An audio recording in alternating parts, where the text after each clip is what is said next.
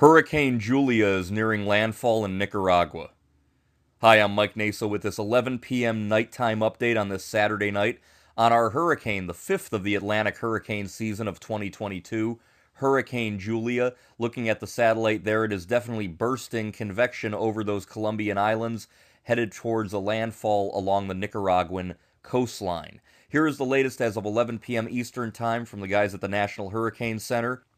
The center of Hurricane Julia was at 12.5 north, 82.7 west, winds of 75 miles per hour. So it's a minimal hurricane, and thank goodness this didn't have another day over water, because I'm telling you guys right now, it's finally got its act together, and if it weren't going into land, if it had another day, it wouldn't be a Category 1, it'd be a Category 3 or 4, definitely a major hurricane if it had more time.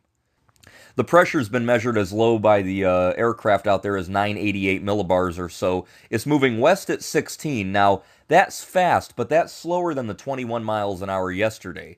And you don't want it to slow down too much because that'll exacerbate the heavy rain. We do have the hurricane warnings out there for the coastline of Nicaragua. Also, those Colombian islands, which have been battered by the hurricane as it strengthened into a Category 1 moving on past. It should weaken to a tropical storm and move out into the Pacific, and we do have a tropical storm warning for the coastlines on the Pacific side of Nicaragua, Honduras, and El Salvador, just in case they get those tropical storm winds. Should dissipate by Monday night out here south of Guatemala and the Gulf of Tehuantepec down there. We definitely have a strengthening hurricane. Look at this infrared satellite imagery. See these gray cloud tops here? These are bursting cold cloud tops. The storm is really exploding right now. But like I said, the great thing about it is because it's hitting land, it doesn't have any more time to strengthen. But boy, back in 1988, Joan hit near Bluefields, and it strengthened very quickly to a Category 4. And then in 2020, further north, we had Iota, which was a Category 4, and Eta, which was a Category 4 during the 2020. What an awful year all around. But using those Greek letters, those were Category 4 hurricanes. Julia is a Category 1. And when we look at the categories, we're in the some damage range. However, we don't have any building codes down there. When they have wooden huts and all that, a Category 1 could cause Category 5 damage in an area like Nicaragua. So it's very dangerous. Nevertheless, if you compare it to, say, Hurricane Ian, Ian made landfall near Captiva Island, 150 miles an hour. That was in this range of catastrophic. So again, compared to Ian, the wind damage ain't nothing, but they don't have Florida's building codes along the Nicaraguan coastline, so this some damage could be higher. And again, like I said, had it had more time, it could have gotten stronger. It still could strengthen to a high-end Category 1, so don't be surprised if it makes landfall 85, 90 miles an hour.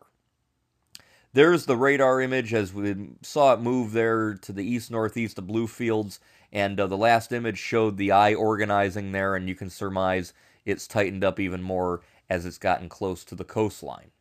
Now, the key messages from the Hurricane Center on Julia: number one, it will reach the coast of Nicaragua as a hurricane in the next several hours early on Sunday, and hurricane force winds and a dangerous storm surge right near the coastline will continue for areas there of Providencia and San Andreas for the next few hours. Those are those Colombian islands, and that is expected to move near the core of the hurricane when it moves on shore near Nicaragua, in Nicaragua.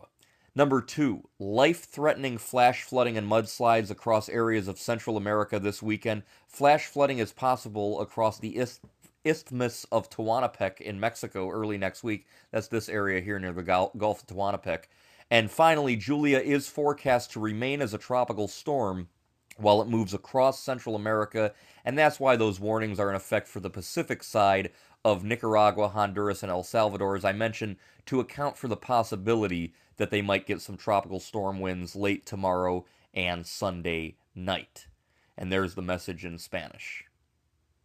So there's a satellite loop of the last, say, 48 hours. Not even. Julia really exploded from a tropical depression to a storm to a Category 1, but it needed to catch its breath a little, and it was moving fast enough to where by the time it finally organized into a hurricane, it is running out of time to strengthen. Thank goodness it would have become a major hurricane. So far this year for 2022, I mean, we're way higher on the name list than some seasons where we got way lower, thank goodness. But we've still had 10 tropical storms and now 5 hurricanes and 2 majors, which is at least an average to getting near an above average year. Ian and Fiona were the 2 major hurricanes. Both reached Category 4 intensity. Of course, a major is a Category 3 and above. I still think we could see more storms. La Nina years like this, we get a lot of late season activity.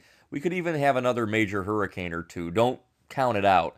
Down in the Caribbean, October, November, this time of year in these types of seasons. But Julia is running out of time. Thank goodness there's the high pressure built in, which gave it a good environment, but a very fast westward motion into land, and that saved the United States. There was no way that it was going to get picked up and drawn north. Had it been a couple of days later, it might have, or had it been further north, it would have been much stronger. Look at this upper low here over the areas of Puerto Rico, ventilating its outflow here. Gives it a little jet there, very favorable. So thank goodness we're done with it for now, as far as the United States is concerned. But for Nicaragua, tonight, batten down the hatches. We have a hurricane landfalling over the next few hours. Hurricane Julia, a lot of heavy rainfall, gusty winds, dangerous surge, and the potential for mudslides and flooding. I'm Mike Naso with a video update on Hurricane Julia this Saturday night. Stay tuned for further updates.